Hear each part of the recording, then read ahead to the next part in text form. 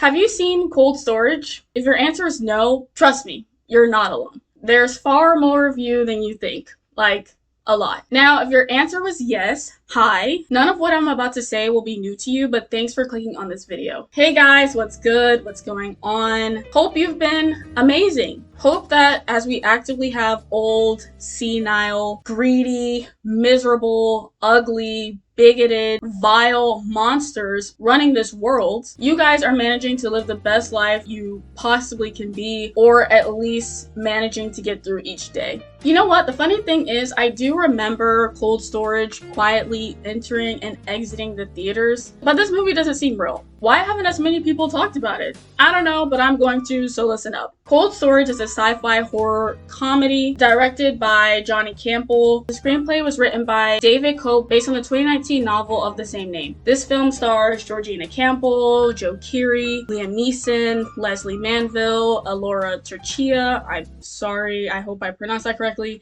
and others. And just in case you were wondering, no, Georgina and Johnny are not related, just a small world, I guess. The film starts off by giving us some background information regarding the dumpster truck on fire situation we're about to witness. The text states, the Skylab space station fell out of orbit in 1979. During its mission, it had been home to hundreds of scientific experiments. Most of the debris burned up on re-entry, but some of it crashed to Earth. NASA thought it had recovered every piece.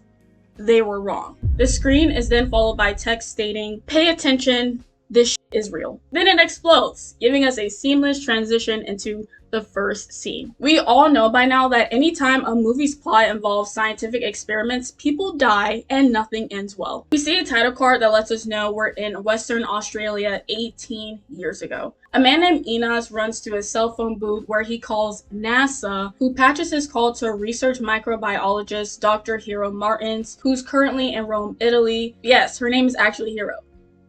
I know. She consults for NASA sometimes. Enos is tweaking, rightfully so. He's reporting that something came out of the tank. NASA's tank. You know, the one containing hundreds of scientific experiments? Yeah, one of the pieces they missed landed in Australia back in the 70s and is now wreaking havoc. Enos reveals he's called NASA 6 times, but they keep patching his calls to a different person. His people are dying and he's getting no answers and absolutely no solutions. Thanks a lot, NASA. The connection drops, their conversation is cut short, and yeah, Enos dies. R.I.P. We cut to 27 hours later. Hero has made it to Australia alongside Major Robert Quinn and Lieutenant Trini Romano, who work for the DTRA, the Defense Threat Reduction Agency. We learned the tank piece that landed in Australia was found by a man who lived in the area. He kept it, put it in front of his house, and thought people would pay to see it. Capitalism. The root of all evil. Well, he was only charging $1, so I guess it's cool in this case. This particular tank was sent up with a parasitic fungus that could adapt from one species to another. I'm sure you're thinking, why would NASA send a fungus into space? That sounds dumb. And I mean low-key. No, they did this for research. That's typically the excuse, but they said it was to develop an antifungal medication for astronauts. How else are we supposed to extensively protect our Artemis II crew? But major problem alert. What they sent up is not what came back down. Hero injects herself with epinephrine, which is supposed to protect the body from lethal allergens. Yeah, we'll see how that turns out. This scene reveals that the community Kiwikura has not only been negatively impacted by this fungus, but that Major Quinn likes to lie, apparently. Have you been called for this sort of thing before? Spacesuits? Oh, all the time. Robert? Sorry. No. I had to include this clip. I was cracking up. Like, why are you out here casually lying? What's wrong with you? Hero discovers the tank where she finds an odd green matter seeping from it. She lets us know that if this were to come into contact with water, it would multiply, which is terrible. That is a terrible thing. This matter is large, growing fast, and is heterotrophic, which means it cannot produce its own nutrients, but instead acquires it from other organisms. It's a thief, and this thief so rudely hurls itself at Hero, causing some to fall into the ground, which she steps directly on. It's disgustingly stuck to the sole of her shoe now. But wait, it gets better. It begins burning through the material, making contact with her skin. But we can't be concerned about that yet because Trini finds out where the rest of the community ended up, and it's on the rooftop of their homes, dead from eruption? These people literally burst. Insect pathogenic fungus reproduces by controlling all brain functions, movements, reflexes, and impulses if it's driven to infect more hosts any way it can. The fungus told them to climb and wait until the parasite overfills its body cavity and bursts so it can spread. Well, like, that's just awesome,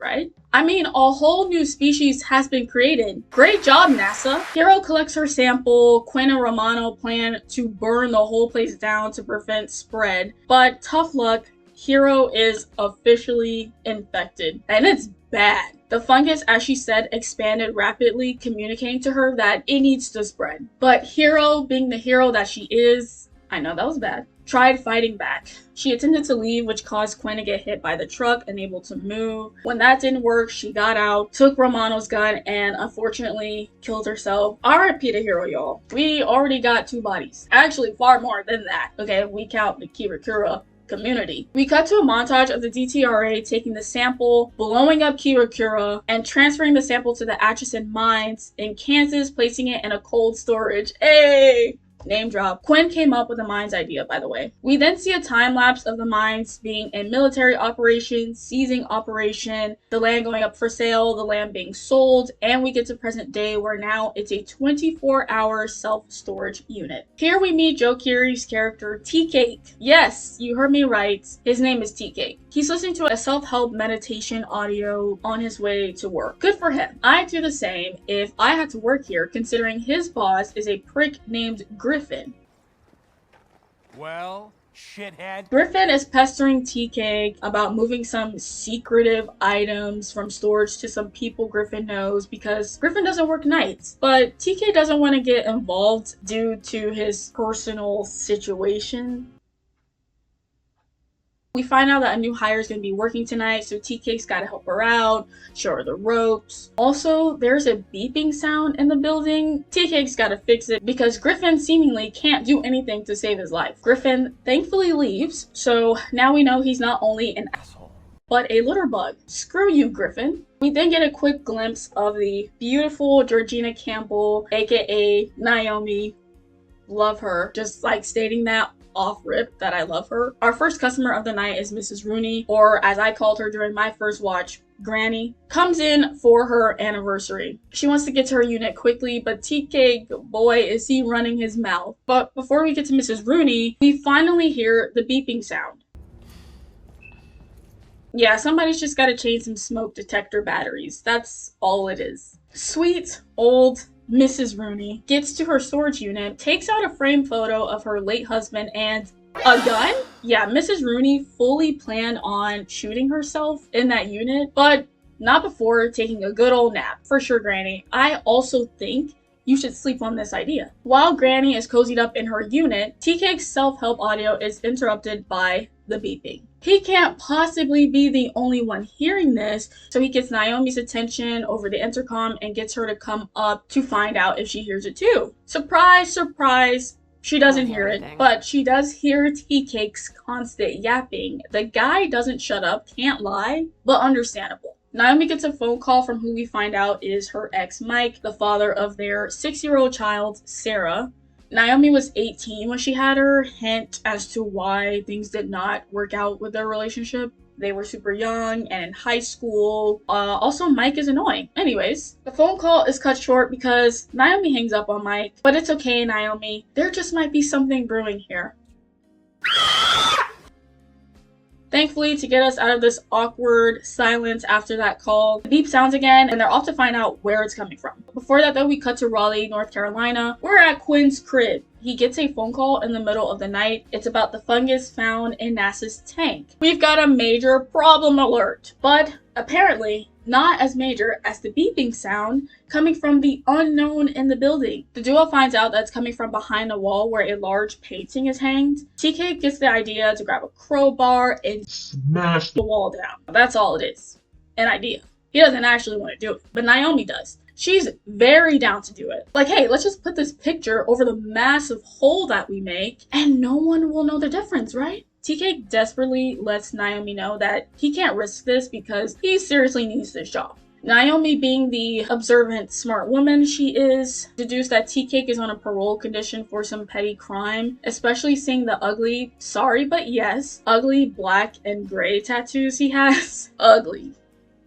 Sorry. After requesting that he smashes the wall for her and brings out the puppy dog eyes, Tea Cake caves, as he should. Back to Quinn's place with the important phone call, he's told that there's been a temperature breach alert from a decommissioned facility in the Atchison mines. You know, where our duo currently are. The shift in the temperature, which is actually something T-Cake mentioned to Granny earlier, is the leading cause as to why the fungus has become active again. A new character we're introduced to is Abigail, a worker for the DTRA. Quinn is trying to get her to understand this is an exceptional threat. Girl, people can die. People have already died from this. Quinn predicted all of this would happen, which is why he wrote white papers on these possibilities, but they are nowhere to be found in the system.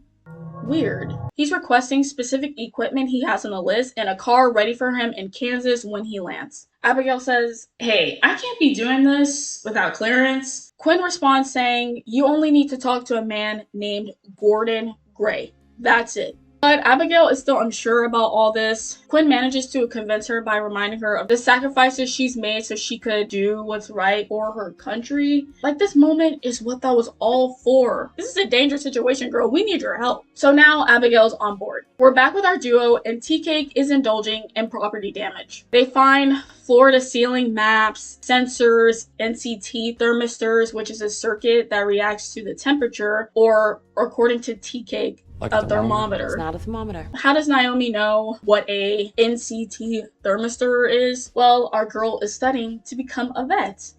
Absolutely. Naomi joins in on the vandalizing, meeting Tea-Cake behind the wall. On the map, she sees there's a tube ladder that leads down to the sub-basements where the old military labs are located. Being the curious gal she is, they gotta go because homegirl doesn't do anything, so she claims that this is the most fun she's had in a very long time. That's sad. Tea-Cake, though, he doesn't want to go, much to Naomi's disappointment. This causes Tea-Cake to go on a little rant where he reveals he's known to be easily talked into things, which is why he's involved in his current problems. If a guy who goes by Hazy Davy ever asks you to wait behind the wheel while he runs in the convenience store real quick, you should for sure remember you got something else to do right away, okay? So he just needs to take a moment to think things through before doing something somebody wants. Oh, and most importantly, he threw in a compliment for Naomi, saying he likes her eyes. Yeah, that was the most important thing. That's why he smashed down that wall. Look, I was on the Naomi make.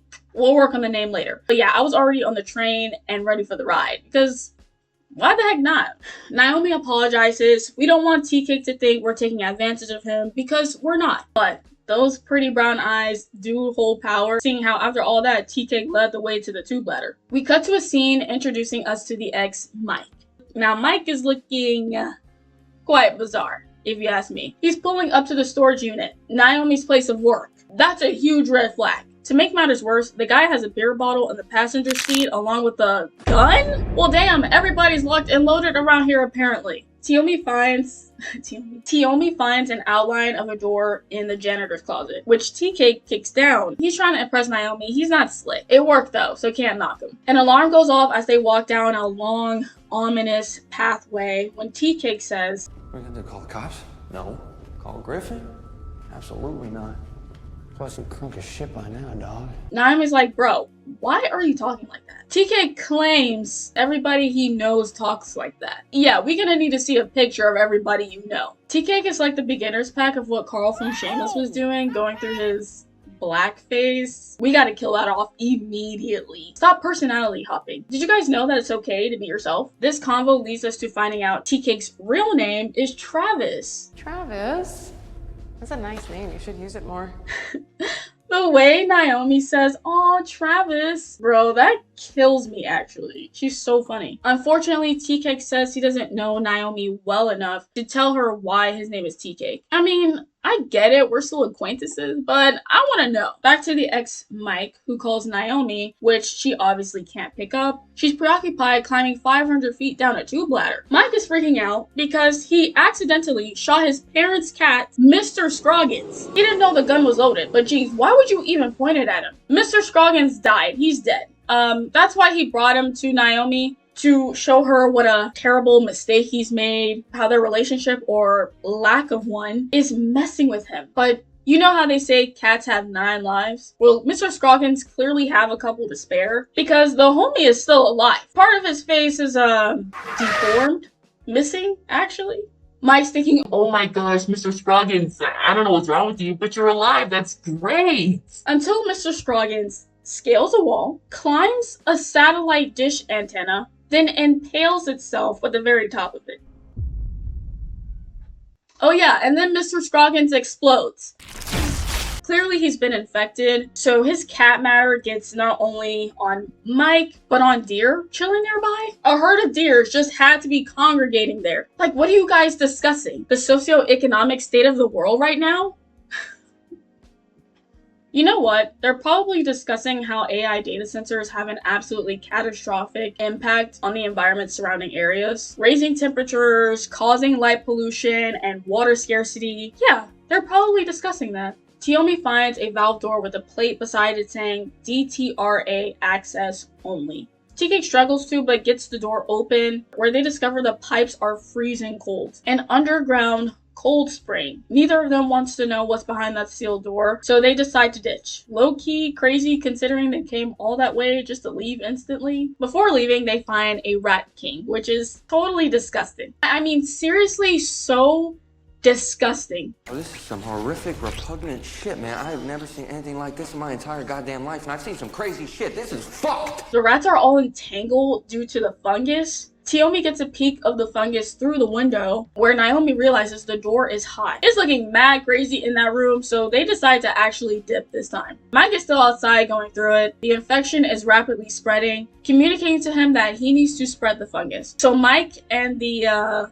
deer link up to find more people. Quinn is now on a plane headed to Kansas. Abigail tells him that Gordon Gray passed a 1.5 years ago, which explains why all of Quinn's documents are nowhere to be found. Instead, Abigail had to report to a man named Jerebic, who's not very fond of Quinn. Jerebic doubts the severity of the situation, saying that it's probably just a broken thermistor, that the fungus was safely contained 20 years ago. He's grown tired of Quinn and Gordon's obsession with the fungus. Weird to say that when it's taken lives, but okay. But now Gordon's dead, the climate has changed, and the underground spring has warmed up. All the things Quinn predicted. Well, not the Gordon dying thing, RIP. Jerebic wants a thorough inspection. That's it. Nothing more. Obviously, that's not gonna happen. Up yours, asshole. I'm still here, Robert. I know. Abigail is just like me because her nosy behind was listening in on the entire conversation. She uses her personal phone to contact Quinn because she realizes this situation is far more serious than Jerebic believes. Quinn tells Abigail to contact Trini, which, speaking of Jerebic, he wants to join in on the nosy club too. Sorry, there's only enough space for Abigail and myself. Tiomi searches up and finds out who the DTRA are, but get interrupted by the deer taking the elevator. I am confused. This leads to a scene showcasing how the virus spread in this area. Years ago, the fungus adapted, then grew out of the storage it was contained in. We jump to present time where some hours ago, the temperature caused the fungus to spread so vastly, it seeped through the cracks in the wall, exiting its contained room. Now, for nearly the rest of the scene, I had to somewhat shield my eyes. Little fun fact about me is I have catsaritophobia, a fear of roaches. I don't even like saying the word. I literally call them R words. That's how much I despise them. So you can imagine to my enjoyment when the abomination crawls into the foreground of the shot. I had to sit there and endure the little insect sounds. That was the scariest part of the movie. The R word contracts the fungus from crawling over it, then makes its way into the parking lot where Mike thankfully ran it over. The R word matter splatters into the ground, and since it had been raining, the fungus was able to quickly grow, finding its way into Mike's car. This is how poor Mr. Scroggins got infected. See, it's all the roach's fault. This domino effect is how we end up with the deer being infected. Headed towards TK full throttle when Naomi yanks him to the side and the deer explodes. RIP to the deer. But you know what's healthy and alive? Tiomi. Yeah. Mike interrupts their moment, looking absolutely disgusting. He drops the craziest line saying, Open your mouth. I want to throw up in it. Somebody come get this guy. Obviously, Tiomi are not feeling this, so they flee, which has Mike firing shots, literal shots, bullets. This wakes up Mrs. Rooney. Can't believe we forgot about Granny. Hope the nap was good though. Tiomi are running for their lives when TK gets the idea to hide in a storage unit. Unfortunately, it's jammed, so it doesn't completely shut. We like tea cake around here, okay? But what we don't like is when the guy nearly gets us killed from shimmying around too much. Mike obviously finds them. TK gets the unit to shut, breaking Mike's fingers. That's what he gets. Finally, Naomi calls the DTRA, a Quinn and Romano reunion. Here, Trini's getting crunk in the car when she casually delivers a cunty line. How's it possible you're still alive? Too mean to die. She's not actually getting crunk, I just wanted to say that. It's a cigarette. They're packed and loaded, ready to take on the fungus again. Except for one thing. They're missing Item 7. What is that, you may ask? Well, they gotta go pick it up. Abigail calls Quinn, informing him that she's got a call in Atchison from our girl, Naomi. The call gets off to a great start. Ask him what in the name of Christ is going on. I hear someone else there with you. Could you please ask him to shut the fuck up? Sorry, TK, we care for you, but you do need to shut up. Quinn speculates that the fungus is learning to adapt, as it's no longer making the host climb. We saw this with the deer and now Mike. Quinn tells Naomi to stay put, don't let the fungus make contact with your skin, do not call anyone else, and keep Travis calm, because he seems like the type to run. It's gonna take them about 40 minutes to get there. Who knows? Trini thinks they're gonna die, so we just gotta sit and wait, right? Well, wrong, because the prick Griffin shows up, ruining everything. And Griffin's not alone. He's got a little crew with him. Remember the secret items I referred to earlier? It's just brand new 70-inch 4K Ultra with curved screen TVs. I mean, hey, if it's free, I'll take one. They go inside to see the remains of the deer and the giant hole in the wall. Yeah, that picture wasn't hiding anything. Obviously, Griffin's pissed, so his next line of action is to fire tea cake over the intercom. Great boss, I tell you. What a great, phenomenal, astounding boss. Boss of the year. Boss of the century. We're back with Quinn and Romano as they're sneaking into someone's house. They collect item 7 and are putting it on Quinn's busted back when a man with a shotgun catches them. That man is Trini's son. She stored item 7, which is a highly destructive bomb, in the basement of her son's house. We really have to start evaluating the decisions these characters are making. Trini decides to let Quinn go forth with the case alone. She doesn't want to slow him down. I mean, it'd really be the other way around, considering how utterly destroyed Quinn's back is. Remember when he got hit by Hero? Back is effed. Back is done. Trini reveals that she still has nightmares about Hero, hoping that Quinn will be able to save our duo back in the storage unit. Hey, shout out to Hero for real. Died too soon. But T-Cake wants to play Hero now. He wants to leave the unit and help Griffin and his crew, but Naomi wants to stay put. She's got Sarah at home who she wants to get back to. Reasonably so. But T-Cake believes the DTRA are a bunch of amateurs who aren't coming to get them. He wants to take initiative. This job might be ass, but it's the only job that hired him right out of prison. He, as he said, does not want to screw things up as he typically does. Naomi acknowledges that T-Cake has been all in since she asked him to rip a hole in the wall. Now, she's all in to help him save these people. Team Tiomi for the win! Team Tiomi? I didn't formally introduce the crew Griffin showed up with. This is Cuba, Garbage, and Ironhead. Does anyone here have a semi-decent nickname? Anybody? Mike shows face and he's looking horrendous. Like if vomit were to personify itself. Like if vomit could transform and become a person, it would be what Mike looks like right now. The trio sees him and Garbage drops what might be the funniest line of the movie. Oh my god, what's wrong with him? He's got COVID. Tiomi warns them to get out of there, but it's too late. Mike projectile vomits all over them, then shuts the storage unit, trapping the trio inside. Yeah, the fungus has truly learned how to adapt alright. Mike is going berserk. He's chasing Tiomi down when our granny, Mrs. Rooney, comes in and saves the day, shooting Mike in the face. She does shoot it right beside Naomi's ear, so her hearing's a little messed up now. On the bright side, Mike explodes. Naomi and Abigail speak once again off screen, so now Quinn knows Tiomi are no longer safe in the storage. There are more people in the building, and a storm is on its way, which means if the fungus comes into contact with the water, it'll spread like wildfire. Quinn's like, I need an aerial view of the area and I need it now. Anybody who's got abnormal heat signatures, we gotta get rid of them ASAP. Griffin pulls his gun on Tea Cake, accidentally shooting him after he slips on mic matter, pulling the trigger, causing the bullet to ricochet off the wall, hitting Tea Cake. Gonna need everybody to stop accidentally shooting things. Griffin wants T to open Griffin wants T to open the storage unit. The trio are locked in. Yeah, that's also not gonna happen. Naomi appears spraying Griffin and this man, Dr. Friedman, who is also a part of the crew that showed up, with a fire extinguisher, allowing Tiomi to escape. Quinn finally arrives. Tiomi are not impressed. Like, at all. Where's the rest of your crew? I'm it. You're it? You're the only person?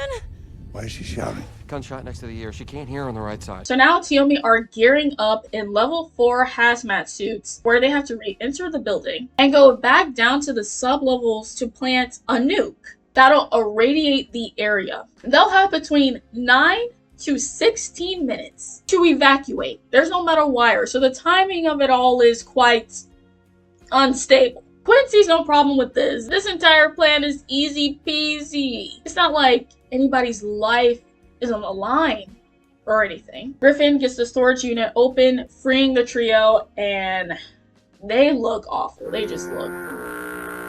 Dr. Friedman freaks out, backing into the mic matter where he ends up slipping on it, like a classic cartoon character. Mike has officially infected 4 people. It's not looking good for them at all. I don't feel so good. As Tiomi heads back inside, Quinn is stabbing and shooting at the tires of everyone's vehicles. Nobody is leaving. From the aerial view, Abigail warns Quinn that someone is gaining on him with abnormal heat signatures. It's Dr. Freeman who found a way out of the building, and Quinn, he lit him up. R.I.P. Dr. Freeman. Because Freeman was quickly coming up from behind, Quinn's turn completely screwed up his back. We're like 2 seconds into the mission and we already got a man down. Tiomi's back in the sublevels where they see the fungus has grown exponentially due to it finding water. They plant the bomb, prepare to start the timer, just to see it's at 6 minutes already, counting down. Quinn, you bastard. He's in a tough situation himself, seeing how the rain is making contact with the fungus, allowing it to spread. And Quinn is not getting up anytime soon. Karma. Tiomi dropped the hazmat suits. It would have slowed them down while climbing up the tube ladder, and we simply don't have time for that. The timer is unstable, so it can go off right now or 15 minutes from now. Garbage managed to run off, but Ironhead, still being held at gunpoint by Griffin, gets to the exit. But Ironhead don't make it too far, because Quinn took that man down. Griffin takes cover as Quinn kills Ironhead, but soon realizes he has the upper hand as he heard Quinn's clip go dry. Taking advantage of Quinn's backache, Griffin pats him down to find his keys. The Queen herself, Trini, pulls up in her son's Pontiac. Take your greasy hand out of his pants. And shoots Griffin after Quinn gives her the go-ahead. We were all tired of that guy. He had to go. Garbage tries to get a little more screen time, but Naomi don't get the patience for that, so she shoots Garbage with the Glock Quinn gave her. The fungus is growing, and we gotta go now. Tiomi reunites with, what should their name be? Trinert? Quinnot? Tiomi reunites with Trinert, and they dip. Trinert, strictly platonic though. Those are besties, those are best friends for life. After the ride of their lives, the crew just makes it out alive. Congrats, everyone. We saved the world. Shout out to Abigail. We can't forget about her. We cut to Quinn in the hospital where he's watching a news report. Arabeck is being reprimanded for trying to silence the people who were preventing the spread of the fungus. They include Quinn in the segment, commending him for his work and the white papers he wrote back in 2009. Predicting this situation, Abigail released the white papers to the public. That's how they found out about them. Then the one and only Abigail, actually, it's Ashani. She visits Quinn, gifting him a bottle of his favorite whiskey. Ashani thanks Quinn for helping remind her why she joined the force, to be there for those in need. Speaking of being there for others, Tiomi and Sarah are at the park, being all smiley and giddy. Travis being just as interested in playing with Sarah. I love that for Naomi, I do, because she did mention how The guys she had seen didn't really ask her about Sarah. But here's the thing. If Tiomi are gonna be together, we gotta discuss the tattoos. The guy has a neck tattoo that says howdy. If we're getting tatted in prison, risking a skin infection from dirty needles, I'm gonna make sure I get something good. But I guess it's on brand for him. We finally hear the story of how Travis gets his nickname. At about 16, 17 years old, Travis and his friends are riding around. They got the munchies. So they stop someplace to get snacks. Travis is the last one in. Everybody's got the good stuff. The only thing left are Aunt Sarah's tea cakes. Travis buys it. He likes them. Travis likes them so much, he wants to go back in and buy some more. His friends thinks this is hilarious and start calling him tea cake, saying, "Where's your tea cake?" That's it. We finally got the origin story. Tea Cake mentions that nobody asked him about the nickname until Naomi. They gaze into each other's eyes. Travis, I'm calling him Travis now because Naomi calls him Travis. Travis tucks Naomi's hair behind her ear. Then the movie ends. No, I wish. Remember the group of deer we saw earlier? We cut back to them, but one in particular vomits on us. Yes, you and me. So we blew up Atchison, but the infected deer managed to survive. How fantastic is that? Well, guys, that was Cold Storage. I enjoyed watching this far more than I was expecting. It was very fun and I laughed a lot. I did. I had no expectations going into it, considering I saw little to absolutely nothing about this movie. I thought the pacing was great. You know, we didn't linger on scenes or jokes for too long. We learned enough about the characters where it mattered. The plot moved steadily, in my personal opinion. In regards to the writing, look, it's not meant to be taken seriously, so I didn't. This resembles Bottoms in a way where it's deliberately ridiculous. I thoroughly enjoy when writers and directors aren't afraid of this and completely lean into the absurdity of it all. If you're gonna make the comedy, make the comedy. The VFX CGI is comedically questionable. Some scenes resembled an animated film. It felt and looked cartoonish. Seeing how wacky this movie is, I'm assuming that's what they were aiming for. If it wasn't, I'm sorry. Sorry. I love the performances. I can't lie. This cast knew the type of movie they were making. There was no confusion. It's not like the most technically phenomenal film ever. Every film's not going to be that way, and every film is not meant to be that way. Tiomi, we love y'all. I love y'all, at least. Like, I do. I support. My brilliant, ambitious Naomi, she really put her life at risk despite having a daughter to go home to. That is very noble of her. Wow. Shout out to you. Shout out to you, for real. Tea-Cake. He definitely displayed the most growth amongst the characters. Him revealing he's easily influenced explains the cadence and how he got arrested. He takes part of the people he's around. Considering the whole, I don't want to screw things up like I usually do, he seemingly shapeshifts into a person he believes people want him to be. He's a people pleaser. In his attempts to satisfy others, he talks a lot, which can be overbearing depending on who the person is, which explains the self-help audio he was listening to. Naomi, though, she helps him realize it's okay to be himself, that she's interested in him personally, not the persona he's adapted from others. Also, she has a kid, so I'm sure she has far more patience hearing Travis yap than others. Obviously, due to the lack of promo and marketing, many have no idea this movie exists. Hopefully this encourages y'all to watch it and, you know, form an opinion. It sucks that I can't show you more clips in these videos, but the copyright police is ruthless. And also still, like, go watch it yourself as well. Anyways, thank you so much for watching. I hope you enjoyed this video. Like, comment, subscribe, stay safe. Bye. Mike was really playing games, because how are you gonna say the things I put up with because of this woman as if you don't have a dead cat in your trunk? You pointed a gun at your parents' cat, a pet you supposedly love, and you pulled the trigger. Why would you do that? I didn't know it was loaded. You pulled the trigger. You're really gonna blame your ex-girlfriend for drunkenly shooting your cat? You're a grown man who couldn't properly handle a breakup. That's a you problem. See, it's Mike's fault he died.